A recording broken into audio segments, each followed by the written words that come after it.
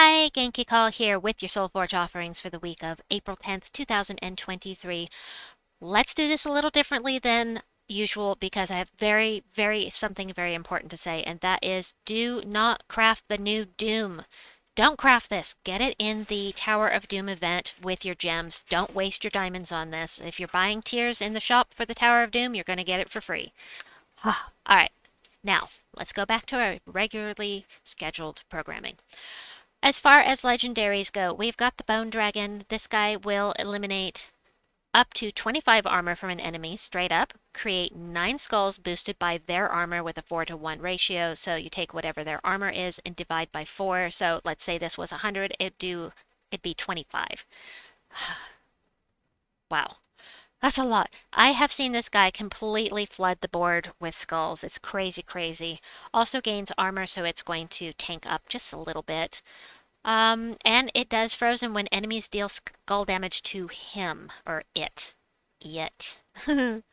Let's see. Orrery. Now, Orrery is significant not for its spell.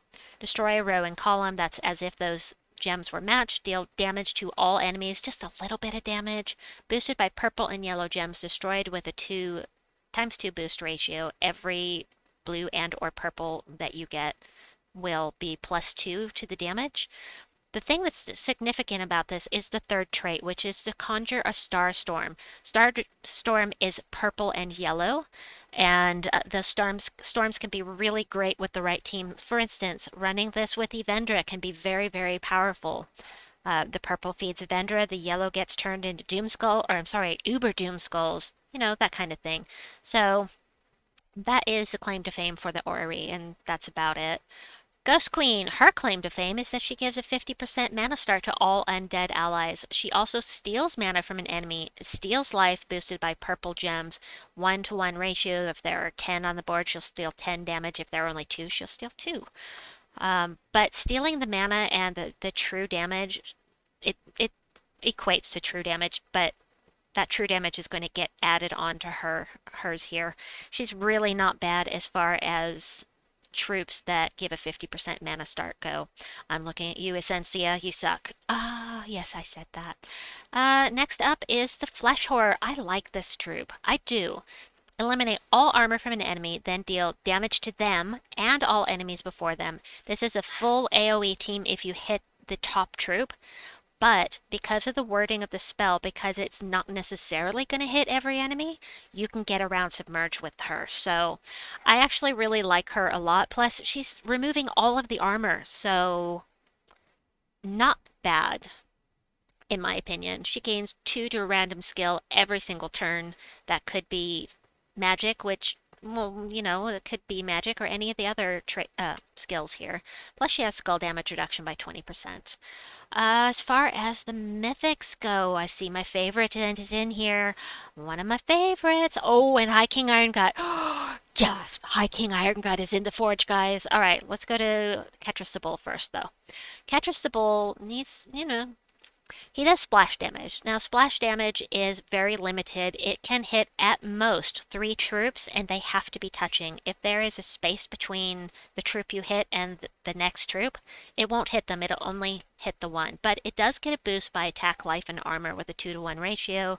So you add all 3 of these together and then divide by 2, and you will have the amount of extra splash damage it's going to do.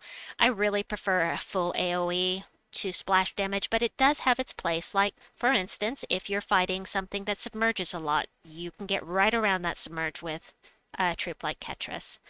High King Irongut. High King Irongut. We know High King Irongut. I will be putting my Mythic Spotlight for High King Irongut at the end of this video. You can also find plenty on my playlist of delves and faction assaults using High King Irongut. Lots and lots of teams with this guy. Damage to an enemy. Who cares about the damage? Chance equal to my attack to devour. So without being on a team, he has a 61% chance to devour. He is used primarily in delves, where you have a boost from the horde, which brings this way up. Once you devour once, assuming that they weren't entangled, you're guaranteed to keep devouring. He's really, really powerful, great for delving. And if you want to go hardcore into delving, he is the troop to have for sure. More on that in the Mythic Spotlight video. Mistralis, I'll have a Mythic Spotlight video for her as well. Those will pop up in the last 15 seconds of this video. Just watch for them there. Mistralis is absolutely one of my favorites. She's my favorite to use for Guild Wars. And not only that, this is one of the troops that I consider a must-have for the early game players. I think that she's very safe. She does splash damage. She jumbles the board, gains an extra turn. So if any match 4s show up, you can get another match 4 and not give it to your enemy after jumbling. And enchants all allies on 4+ gem matches. She's fantastic for Guild Wars. A little slow, but really powerful, really helpful to have if you're a lower tier player. What I mean by lower tier is just that you haven't been playing as long as some of us that are at end game. I'm almost at end game. I'm almost there. Pan. I like Pan a lot. He does damage to 3 random enemies and knocks them to the back. Also, all wild folk ally gain 1 life and magic when matching 4+ gems. You run this guy with Queen Beatrix, who is also a wild folk.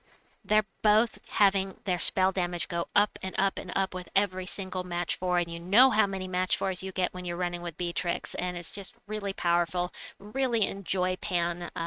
Do I recommend crafting him over the other 2 I just mentioned? No, but I really like him, I gotta say.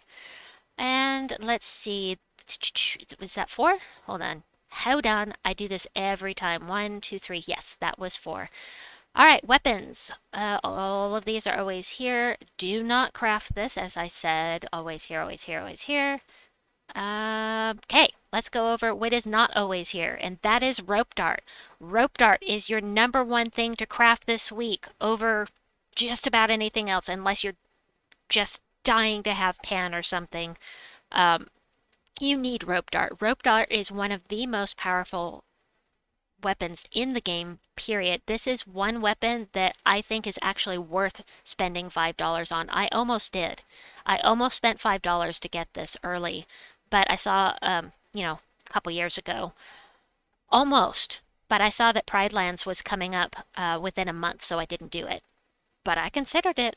Eliminate all armor for an enemy, deal damage to them, pull them to the first position, entangle them, and get an extra turn. See, tangling, entangle, quick, extra turn. Very, very, very powerful. Deadly. You can win a battle just with rope dart. You don't have to have anything else. It's that powerful. Super good. Next up, we have the Beastly Bow.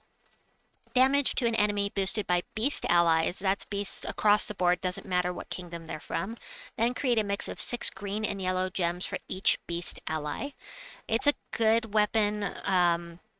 Next up, is it fantastic? The rope dart is fantastic, but it's pretty good as long as you're running with beasts. Next is Cat's Paw. This one does damage to an enemy boosted by Pride Lands allies specifically. Creates a mix of 6 green and red gems for each Pride Lands ally. There are a ton of Pride Lands troops that use that green and red, so good colors for it. Good to have if you want to run with a Pride Lands team.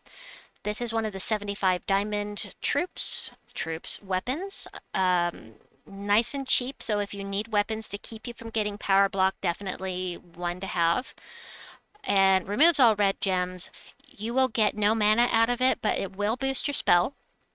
And if the enemy is from Pride Lands or the battle is in Pride Lands, it will do double damage. Next is Black Mane's Claw.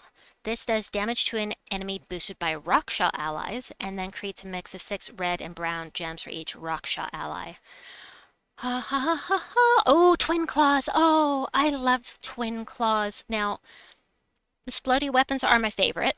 I do love those, but, if you have to choose between this and Rope Dart, get Rope Dart. Get Rope Dart. You must have Rope Dart. Explode. Green gems grant a random status effect and summon just like the usual for the summoning or the Splody weapons. And yeah, it uses the purple and yellow. I really love this weapon and this kind of weapon just in general. And lastly, we have Shadow Hunter's Claw. This is a newish weapon. It came into the game not too terribly long ago. This one does damage to the first two enemies, and if Shadow Hunters on my team gain 5 attack.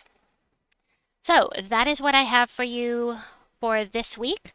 I hope that you enjoyed this video. In summary, don't get don't craft the new doomed weapon. Craft rope dart, craft High King Irongut and or Mistralus if you can, and the rest of it, that's up to you. Well, it's all up to you, but this is just my recommendation. Anyway, I hope you enjoyed this video. Please like and subscribe, and we'll see you soon. Bye-bye!